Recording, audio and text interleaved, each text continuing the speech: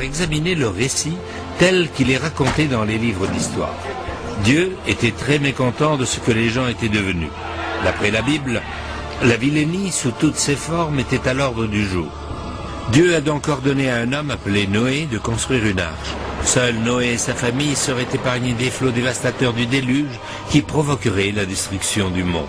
Une fois que les eaux du déluge se sont retirées, l'arche est venue s'échouer sur le mont Ararat. Et Noé et sa famille sont descendus de la montagne pour commencer une nouvelle vie. Il va sans dire que si les survivants du déluge étaient tous d'une même famille, ils devraient tous parler la même langue. Dieu leur avait donné des instructions précises. Ils ne pouvaient surtout pas rester sur place et devaient parcourir le monde pour repeupler la terre. Mais au lieu de ça, ils ont choisi de s'installer dans une plaine fertile située entre le Tigre et l'Euphrate. Cependant, lorsque les descendants de Noé ont commencé à construire une tour vers le ciel, Dieu a décidé de les disperser une fois pour toutes. Pendant des siècles, les sceptiques ont mis en cause l'exactitude de la Bible en ce qui concerne le récit de la tour de Babel, essentiellement parce qu'ils contestaient l'existence même de la plaine de Shinar, telle qu'elle est évoquée dans la Bible. Finalement, les érudits ont fini par céder face aux nouvelles découvertes. Depuis des siècles, les intellectuels et les étudiants de la Bible ont remis en question l'emplacement géographique et jusqu'à l'existence même de la plaine de Shinar. Ils savaient que Babylone avait existé grâce aux témoignages d'anciens historiens comme Hérodote et Strabon, qui ont affirmé avoir vu la grande ville de leurs yeux. Mais ils n'avaient rien qui puisse prouver, à part la Bible, que le territoire autour de Babylone ait été un jour appelé la plaine de Shinar. Et puis, au cours de la première moitié du siècle passé, les archéologues ont dévoilé des milliers de tablettes cunéiformes comme celle-ci.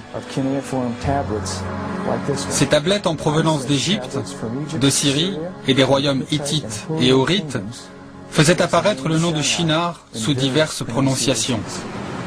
La plupart des experts restent convaincus que la tour de Babel se trouvait en un lieu appartenant à ce qu'est aujourd'hui l'Irak. Les historiens de l'Antiquité, dont notamment Alexandre le Grand, ont tous affirmé dans leurs écrits avoir vu les ruines de la tour de Babel, mais ils ne donnent jamais d'indication précise de l'emplacement. Les innombrables fouilles archéologiques réalisées au cours des 100 dernières années ont permis de découvrir les grands trésors de Sumer, d'Assyrie et de Babylone, et plusieurs sites ont été avancés comme l'emplacement logique de la tour. Une accumulation importante de preuves archéologiques combinées au récit de la Bible indique Etemenanki comme le lieu probable de l'emplacement, lequel est situé en territoire irakien dans la ville de Babylone, à une centaine de kilomètres au sud de Bagdad. Aujourd'hui, dans la ville de Babylone, vous pouvez visiter le musée de Nabucodonosor, où se trouve exposée une maquette de la tour telle qu'elle aurait existé au temps de Nabucodonosor. Faut-il en présumer que l'emplacement de la tour a enfin été établi? D'autres chercheurs renommés affichent moins d'optimisme. Qu'est-ce qui peut bien se tramer en Irak pour que les gens pensent que la question a été résolue? Cette maquette représente-t-elle une découverte archéologique véritable? Ou s'agit-il juste d'une conjecture visant à renforcer la réputation de cet homme? Simply stated, there is no doubt that Saddam Hussein now has weapons of mass destruction. Weapons of mass destruction. Weapons of mass destruction. Weapons of mass destruction. Weapons of mass destruction. Weapons of mass destruction. Weapons of mass destruction. We agree that the Iraqi dictator must not be permitted to threaten America with horrible poisons, diseases, gases, and atomic weapons.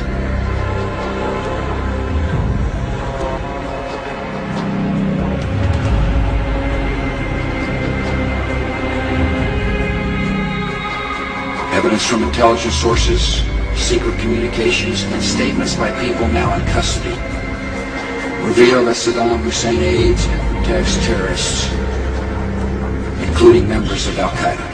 I want to put into the record, Mr. Chairman, a page from this document put out by the Bush administration, The Network of Terrorism. It was put out a month after 9/11. A page that says countries where Al-Qaeda or affiliated groups have operated. Iraq is not listed.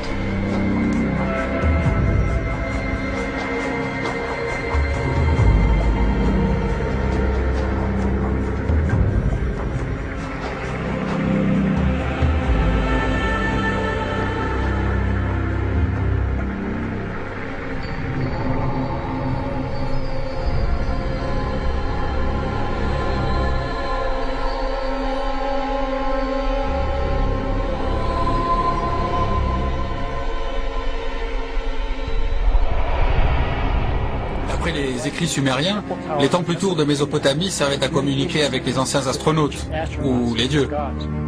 Je pense effectivement que la tour aurait été destinée à la communication, mais non pas avec de soi-disant astronautes, mais plutôt avec le monde spirituel des démons et des anges déchus.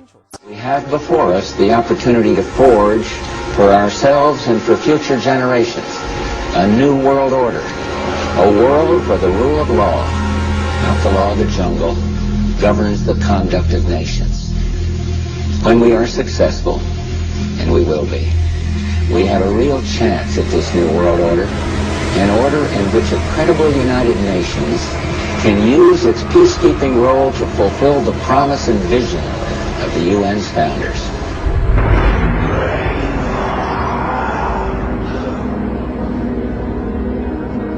We can exclusively reveal that George Bush Sr.'s occult name is Magog, which is the name of the evil army commanded by Satan to visit Earth and destroy the kingdom of Christ.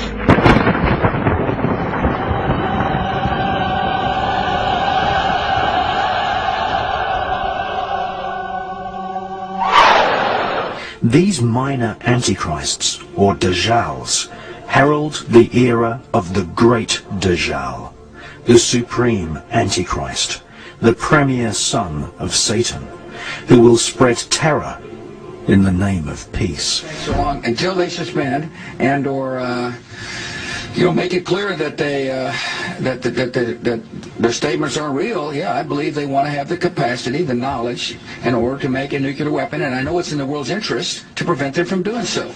I believe that the Iranian, if Iran had a nuclear weapon, it would be a dangerous threat to world peace. We got a leader in Iran who has announced that he wants to destroy Israel. So I've told people that if you're interested in avoiding World War III, it seems like you ought to be interested in preventing them from having the knowledge necessary to make a nuclear weapon. And I take the threat of Iran with a nuclear weapon very seriously.